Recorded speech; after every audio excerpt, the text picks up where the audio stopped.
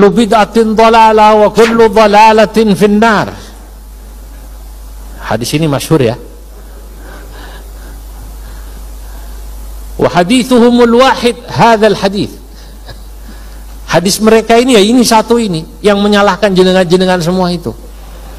Yang ini katanya selawatan bid'ah, tawassul bid'ah, bikin acara apa bid'ah, maulid nabi bid'ah. Hadisnya satu ini. Wa hadithuhumul wahid hadzal hadits. Saudara-saudara, padahal yang bersangkutan tidak memahami makna daripada nas hadis ini. Ketika ada orang bertanya, "Loh, Kiai, ini hadisnya sahih." Iya, sahih hadisnya. Tapi makna Anda memaknai hadis itu tidak sahih. Kalau Anda kemudian mengartikan semua bid'ah itu dhalalah, padahal ada wilayah-wilayah adat, ada wilayah-wilayah muamalah, ada wilayah-wilayah ubudiyah. Kita sepakat bid'ah fil ibadah dhalalah. Kalau ngarang-ngarang ibadah yang tidak pernah lam yakulhu ahadun minas salaf wa lam yaf'alhu ahadun minas salaf, yang tidak pernah dilakukan oleh nabi, oleh salaf, betul, saya sepakat. Bab ibadah. Saya mau tanya, di Lampung ini sholat subuh pasaran berapa rakaat, Pak? 2 ya. Lalu kalau ada orang mengarang sholat subuh 2 rakaat dibikin 4. Rupanya waktu dinas dulu rodok males sembayangnya. Pas sholat subuh 4 rakaat ditanya, "Sampean sholat apa, Pak?" "Bapak ini sholat apa?" "Sholat subuh."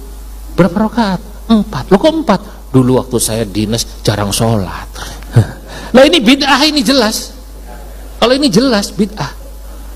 Kalau itu kita sepakat. Tapi dalam bab muamalah, yang muamalah itu babuhu wasi' atau babuha wasi'ah, muamalah adat itu babnya luas, gak bisa dipakai hadis ini. Hadis ini berlaku pada bab ubudiyah. Jadi al-khata' fi fahmin nusus berbahaya.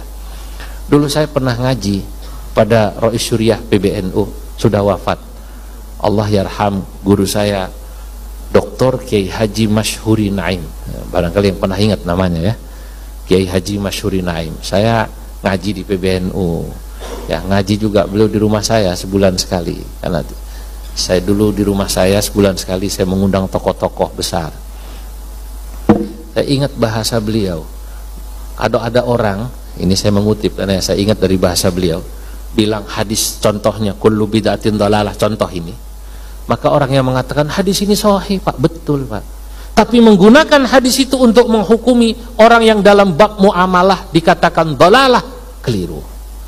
Menfatwakan maulid nabi dhalalah, keliru. Itu sama seperti orang bilang silat ini tajam, betul, silat itu tajam, tapi jangan pakai silat untuk membelah kayu. Yang satu lagi dibilang, "Ini Pak, golok ini tajam." Saya tahu golok itu tajam, tapi jangan pakai golok untuk nyukur kumis, Pak. Kalau golok untuk belah kayu, silet untuk nyukur kumis, itulah cara menggunakan nas yang benar. Jadi keliru al-akhta fil fatwa dalam kitab saya sebutkan salah satunya disebabkan al-khata fi fahmin nusus. Ada 4 sebenarnya, tapi waktu saya tidak cukup. Yang kedua saja yang inti, al-khata fi fahmil waqi. Selain keliru dalam memahami nas, maka keliru dalam memahami realitas itu juga akan membuat fatwa menjadi keliru. Nah, di NU proses berfatwanya diatur, Pak, diajari rapi. Kalau masalah ini ada cantolannya dalam Quran hadis, maka istimbatnya namanya istimbat bayani.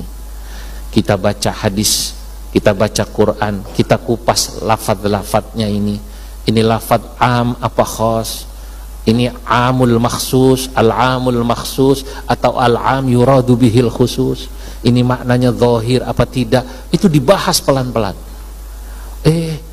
Ini masalah yang kita bahas belum pernah dibahas dalam Quran dan hadis, tapi ada yang mirip, seperti Di Quran ada khomer, maka istimbatnya namanya istimbat kiasi atau istimbat ilhaki. Oh, ini belum ada padanannya dalam Quran dan hadis masalahnya. Ini hadithah, betul-betul baru, Pak. Wah, berarti harus menggunakan pendekatan yang lain, istimbat maqasidi. Istimbat maqasidi. Nah, kadang-kadang dalam hal yang baru ini kita perlu tadi melibatkan para ahli.